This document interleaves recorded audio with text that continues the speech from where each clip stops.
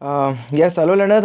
Welcome to IS Marathon and here we are guys the new lesson. So this is the chapter 5, ठीक है, जिसके अंदर हम discuss करेंगे क्या द सोशो रिलीजियस मूवमेंट्स के बारे में, ठीक है। सो सोशो रिलीजियस रिफॉर्म मूवमेंट्स के बारे में इसके अंदर डिस्कस करेंगे, लेकिन आपको एक और बात जो है वो यहाँ पर अच्छे से याद होनी चाहिए, और वो क्या है, वो ये है कि आपके आगे जा कर के आएंगे सोशियो कल्चरल रिफॉर्म मूवमेंट, ठीक। सोशो कल्चरल रिफॉर्म मूवमेंट आएंगे, उसको भी आपको देखना हो, लेकिन इसमें जो है डिफरेंशिएट करने की आपको ज़रूरत पड़ेगी। जैसे कि स्वामी विवेकानंद का जो रामकृष्ण परमहंस मिशन है वो क्या है, वो आपका कल्चरल रिफॉर्म मूवमेंट है, ठीक है, उस टाइम पे आया था। इस तरीके से आपको यहाँ पर जानने की ज़रूरत है। लेकिन अभी हम वहाँ तक पहुँचने वाले हैं, लेकिन उसके पहले हमको डिस्कस करना पड़ेगा सोशो रिलीजियस मूवमेंट, ठीक है। रिलीजन यहाँ पर वर्ड आ रहा है, ठीक है। तो सोसाइटी और रिलीजन, इनमें किस तरीके से हमने रिफॉर्म मूवमेंट को यहाँ पर देखना है, ठीक है, तो हम यहाँ पर देखेंगे, ठीक है। तो उसके अंदर बात करते हैं कि सबसे पहली बात तो मैंने अपने अनअकैडमी कोर्स में इसको एक एक लेसन में डिटेल में बताया, ठीक है। जितने भी मिशंस हुए हैं, जितने भी रिफॉर्म मूवमेंट्स आए एक एक, लेकिन यहाँ पर भी हम डिस्कस करेंगे from the perspective of the mains. तो ठीक है गाइस, स्टार्ट करते हैं। आपको पता है हमेशा से कोई ना कोई बात, हमेशा जैसे कि अब मैंने आपको बताया कि कोई ना कोई बैकग्राउंड हमेशा रहता है हर चीज़ का कोई ना कोई बैकग्राउंड हमेशा मिलेगा आपको, ठीक है। तो यहाँ पर भी आपको जो है सोशल रिलीजियस मूवमेंट का बैकग्राउंड भी देखने को मिलेगा, और यहाँ तक कि आपको जो वर्ल्ड हिस्ट्री है, ठीक है, तो उसमें भी एक ट्रांजिशन का पीरियड आता है जिसके अंदर हम देखते हैं जितने भी रिफॉर्म मूवमेंट होते हैं वहाँ पर भी जो है रिलीजन से रिलेटेड, पता वर्ल्ड हिस्ट्री जो है पूरी जो है आपके मैक्सिमम चीज़ें उसके अंदर जो रिलीजन से रिलेटेड है, ठीक है, वर्ल्ड हिस्ट्री में भी, ठीक है, बहुत बड़ी हिस्ट्री है वर्ल्ड की, ठीक है। तो उसमें बहुत रिलीजन ने एक बहुत ही डोमिनेटिंग फैक्टर का काम किया है, रिलीजन, ठीक है। यहाँ पर भी हम यही देखेंगे कि किस तरीके से सोशल रिलीजियस मूवमेंट्स आए। तो आपको पता है कि बहुत सारे फैक्टर्स थे कि रिफॉर्म्स क्यों आने चाहिए सबसे पहले, तो यानी कि कुछ चेंज चाहिए हमको यहाँ पर चेंज की डिमांड कर रहे हैं आप, है ना, उसके बारे में पढ़ रहे हैं, लेकिन चेंज चाहिए क्यों, जब कुछ हमको पता है जब कुछ कमी जो होती है, ठीक है, या फिर हमको लगता है कोई एक्सप्लॉयटेटिव सा कोई सिस्टम है तो उसको रिफॉर्म करने की जरूरत आती है, बिल्कुल जी आती है। तो यहाँ पर जो 19th सेंचुरी है, आपको याद रखना ये वाला टाइम पीरियड क्या है, 19th सेंचुरी का है, ठीक है। तो इस टाइम पे आपको पता है मॉडर्न विजन आ रहा था, ठीक है, सोसाइटी में मॉडर्न विजन आ रहा था, री अवेकनिंग का पीरियड था ये, री अवेकनिंग। उसके अलावा जो आपका रेनेसा का पीरियड है, रेनेसा मैंने आपको बता चुका हूँ पहले, ठीक है। रेनेसा का मतलब होता है पुनर्जागरण। This is all about the reawakening of the people and the rational जो आइडिया होता है, ठीक है, वो यहाँ से निकलना स्टार्ट हुआ। इसके अंदर इसके अंदर हमको ये देखना है कि जो मॉडर्न विजन है उसने किस तरीके से इम्पैक्ट किया, है ना, किस तरीके से लोग justification is the most important, ठीक है। तो आज भी हम जब देखते हैं कोई चीज़ हमको साइंटिफिकली समझनी हो तो हम उसको माइथोलॉजी की जो है हेल्प से समझते हैं, ठीक है, आज भी। और लोगों को लगता है कि माइथोलॉजीज जो है वो बेसिकली आपको पता है कि ये जो वेदास होते थे, ठीक है, जो एंशियंट टेक्स्ट होते थे जिनको ऋषि मुनि लिखते थे इतने रिसर्चेस के बाद, ठीक है। आज भी इनकी साइंटिफिक वैल्यू कितनी ज़्यादा है हमको इस बात से पता चलता है कि जो माइथोलॉजीज़ होती है ना, माइथोलॉजीज़ को हम सिर्फ इसलिए पढ़ते हैं ताकि हम जो इन वेदास के पीछे का क्या है, इन वेदास के पीछे की जो साइंस है उनको हम समझ सकें, ठीक है। यहाँ पे स्टार्ट करते हैं अपन। बहुत सारे रीजन हुए हैं इसके, जैसे कि ब्रिटिश रूल का क्या, मतलब ब्रिटिश रूल, ठीक है। उसके अलावा सोशल कंडीशन, जैसे कि रिलीजियस सोशल एल्स, ठीक है, डिप्रेसिंग जो पोजीशन थी वुमेंस की, उसके अलावा जो कास्ट प्रॉब्लम थी, वेस्टर्न कल्चर था, बहुत सारी चीज़ें थी तो हम इसके अंदर डिस्कस करेंगे।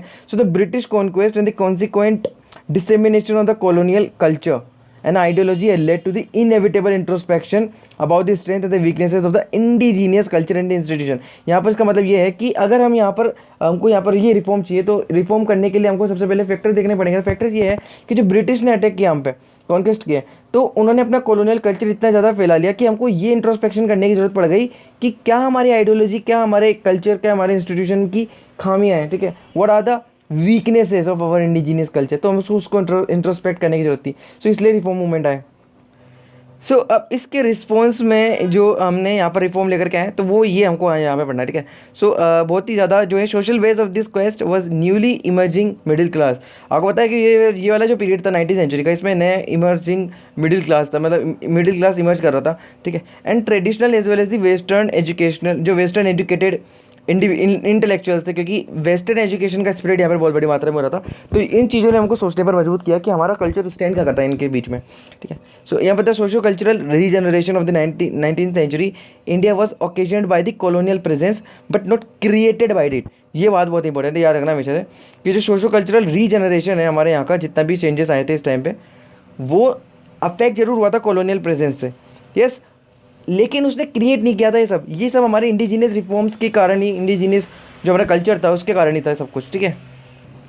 यस, तो कोजेस को हम यहाँ पे देखें, कोजेस को जब तक हम नहीं देखेंगे तब सब समझ में नहीं आएगा, ठीक है। So what is the context behind it. So caste system सबसे पहला जो है हमारा, और सबसे इंपॉर्टेंट भी यही है, ठीक है। कास्ट सिस्टम भी सबसे ज़्यादा सिस्टम, देखो क्या हुआ था आपको पता है, एक और रिफॉर्म मूवमेंट था जब हम एंशियंट हिस्ट्री पढ़ते हैं, आपको पता होगा मौर्यन एज के जस्ट पहले, यानी कि जो बुद्धिज़्म है उनका इमरजेंस, और जो जैनिज़्म है उनका इमरजेंस, और हिंदुइज्म का डिक्लाइन, ठीक है। हालांकि बाद में जो डिक्लाइन हुआ उसके बाद हिंदुइज्म ने रीबैक किया था, ठीक है, बाउंस बैक किया था वापस आकर के, लेकिन वो भी एक था क्योंकि जो है पर्टिकुलर उसका भी कोज यही था कि caste system, religious dominance, orthodoxy, conservatism बहुत ज़्यादा बढ़ गया था, यस।